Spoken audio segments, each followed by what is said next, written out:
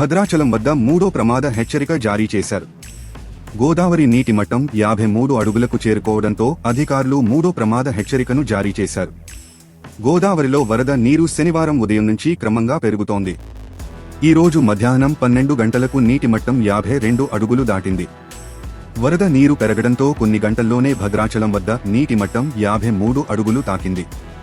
మరోవైపు ఎగువ ప్రాంతాల నుంచి భారీగా వరద నీరు వస్తుండటంతో ధవళేశ్వరం కాటన్ బ్యారేజీ వద్ద నీటి మట్టం 13.75 అడుగులకు చేరుకుంది. దీంతో అధికారులు 2వ ప్రమాద హెచ్చరికను జారీ చేశారు. సముద్రంలోకి 13 లక్షల క్యూసెక్కుల నీటిని విడుదల చేస్తున్నారు. కాలువలు, కల్వర్టులకు ప్రజలు దూరంగా ఉండాలని అధికారులు సూచిస్తున్నారు. గడిచిన 2 రోజులుగా పెరుగుతూ తగ్గుతూ గోదావరి దోబూచులాడుతోంది. అయితే ప్రస్తుతం 3వ ప్రమాద హెచ్చరిక కొనసాగుతోంది. గడిచిన వారం రోజుల్లో మొత్తం 3 పర్యాయాలు 2వ ప్రమాద హెచ్చరికను జారీ చేయడం గమనార్హం. దీంతో అటు అధికారులు, ఇటు ముంపు ప్రాంతాల ప్రజలు భయాందోళనకు గురవుతున్నారు. వరద ఉధృతి పెరుగుతుండటంతో మళ్లీ లోతట్టు ప్రాంతాలు మునకకు గురవుతున్నాయి.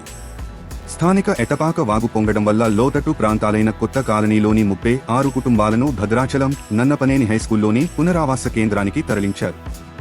ఎటపాక వాగు బ్యాక్ వాటర్ను ఇరిగేషన్ అధికారులు 90 హెచ్ఆర్ మోటార్ల ద్వారా ఎత్తిపోసే కార్యక్రమం ముమ్మరంగా నిర్వహిస్తున్నారు.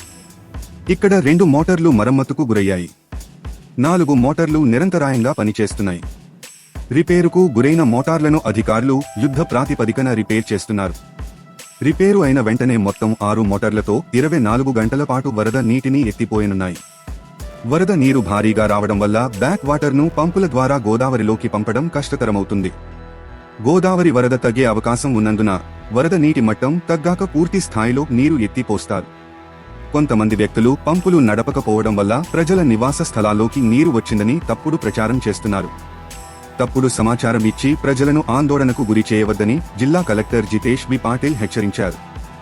సంఘటన స్థలంలో భద్రాచలం ఆర్డీఓ, పోలీసు సిబ్బంది పూర్తి స్థాయి పర్యవేక్షిస్తున్నారని కలెక్టర్ తెలిపారు.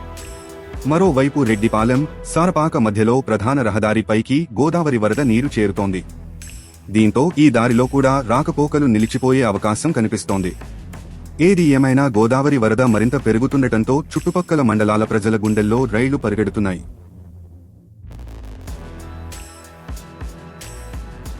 తాజా సమాచారం కోసం లైక్ చేయండి, సబ్స్క్రైబ్ చేయండి, నోటిఫికేషన్ల కోసం గంట సింబల్ ఆన్ చేసి పెట్టండి.